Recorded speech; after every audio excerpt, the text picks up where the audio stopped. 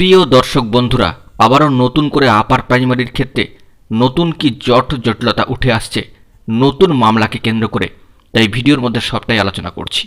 নয়া এসএলপি দাখিলে কতটা বিপদ, অত্যন্ত গুরুত্বপূর্ণ খবর থাকছে এই ভিডিওতে, তাই অবশ্যই ভিডিওটিকে শেষ পর্যন্ত শুনে বোঝার চেষ্টা করবেন ও চ্যানেলটিকে এখনই সাবস্ক্রাইব করে সঙ্গে থাকবেন। বন্ধুরা, এই মুহূর্তের জন্য big breaking news update. Upper primary শিক্ষক নিয়োগ প্রক্রিয়ার প্রথম ও প্রাথমিক পর্যায়ে কাউন্সেলিং পর্বটি শুরু হয়েছিল এবং তারই মাঝখানে আবারও নয়া এসএলপি দাখিল, নতুন করে মামলা সর্বোচ্চ ন্যায়ালয় সুপ্রিম কোর্টে।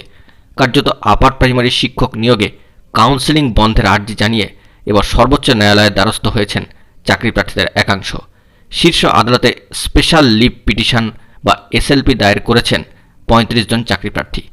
প্রথম মেধা তালিকায় নাম থাকলেও পরবর্তীতে কোনো কারণবশত না দেখিয়ে তাদের নাম প্যানেল থেকে যেভাবে বাদ দেওয়া হয়েছে, সেই সিদ্ধান্ত অবৈধ বলে অভিযোগ করা হয়েছে মামলায়। গত 17 অক্টোবর মহামান্য কলকাতা হাইকোর্টের ডিভিশন বেঞ্চ এসএসসিকে কাউন্সেলিং পর্ব শুরু করার জন্য নির্দেশ দিয়েছিলেন। তবে নিয়োগপত্র এখনই কিন্তু দেওয়া যাবে না বলে জানিয়েছে মহামান্য কলকাতা হাইকোর্ট। কিন্তু সেই নিয়ম মোতাবেক এবং নির্দেশ মোতাবেক কাউন্সেলিং কিন্তু ঠিকঠাকই চলছিল। তারই মাঝখানে নতুন করে এই চাঞ্চল্যকর মামলার খবরটি কিন্তু উঠে আসলো। সর্বোচ্চ ন্যায়ালয় অর্থাৎ সুপ্রিম কোর্টে মামলাকারীদের সম্মানীয় আইনজীবী সম্মানীয় আশিস কুমার চৌধুরী মহাশয় বলেছেন যে প্যানেল ধরে নিয়োগের সুপারিশ করা হয়েছে তা অস্বচ্ছ। কাউন্সেলিং প্রক্রিয়াকেও চ্যালেঞ্জ করেছেন মামলাকারীরা। যদিও অবিলম্বে নিয়োগের বিষয়ে ডিভিশন বেঞ্চে মূল মামলার সঙ্গে আপার প্রাইমারির মেধা তালিকায় অন্তর্ভুক্ত যোগ্য প্রার্থীরাও যুক্ত আছেন। মূলত যে বিষয়টি উঠে আসছে, 2019 সালে 4 অক্টোবর আপার প্রাইমারি প্রকাশিত মেধা তালিকায় কিছু প্রার্থীর নাম ছিল, কিন্তু দুর্নীতির অভিযোগে সেই তালিকা বাতিল করে দেয় মহামান্য কলকাতা হাইকোর্ট। পরে স্কুল সার্ভিস কমিশন বা এসএসসি ইন্টারভিউর মাধ্যমে নতুন যে মেধা তালিকা তৈরি করেছে সেখানে তাদের নাম নেই। ইন্টারভিউতে ডাক পাননি তারা এবং কেন পেলেন না তা তাদের জানানো হয়নি।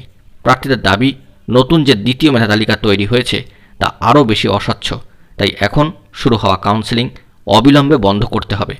মামলাকারীদের সম্মানীয় আইনজীবী এ বিষয়ে দাবি করেছেন যে দ্বিতীয় মেধা তালিকায় অনেক প্রার্থীর একাডেমিক নম্বর বাড়িয়ে মেধা তালিকায় ঢোকানো হয়েছে। টেটের নম্বর কম, প্রশিক্ষিত নন এমন চাকরি প্রার্থীও এই নতুন মেধা তালিকায় রয়েছেন। এই প্রথম মেধা তালিকায় থেকেও অস্বচ্ছ, তার প্রমাণও আমাদের কাছে রয়েছে, এমনটাই কিন্তু কোট আনকোট উক্তি উঠে আসছে। নতুন করে যে মূল্যায়নের ভিত্তিতে দ্বিতীয় মেধা তালিকা প্রকাশিত হয়েছে তা নিয়েও প্রশ্ন তুলেছেন সম্মানীয় আইনজীবী। দ্বিতীয় মেধা তালিকা থেকে কেন প্রথম মেধা তালিকায় থাকা চাকরি প্রার্থীরা বাদ গেলেন তা প্রকাশ করেনি এসএসসি। এ বিষয়ে সম্মানীয় কমিশনার এক কর্তার দাবি, সব ব্যাখ্যা মহামান্য আদালতকে দেওয়া হয়েছে। তিনি বলেন, এখন যে মেধা তালিকার ভিত্তিতে কাউন্সেলিং হচ্ছে সেখানে চাকরি প্রার্থীদের চাকরি নিয়ে কোনো অধিকার তৈরি হচ্ছে না, তাদের কাউন্সেলিং করে সুপারিশপত্র দেওয়া হচ্ছে না। এই মেধা তালিকা নিয়ে এখনও মহামান্য কলকাতা হাইকোর্টের ডিভিশন বেঞ্চে শুনানি বাকি রয়েছে। 14,339 শূন্য পদে নিয়োগের কাউন্সেলিং মহামান্য আদালত যে পদ্ধতিতে করতে বলেছে শুধু সেইটুকুই হচ্ছে। প্রসঙ্গত উল্লেখ্য যে সুপ্রিম কোর্টে মামলার কথা জেনেছেন কমিশন, তবে শীর্ষ আদালত এই মামলার বিষয়ে এখনও কোনো নির্দেশ দেননি।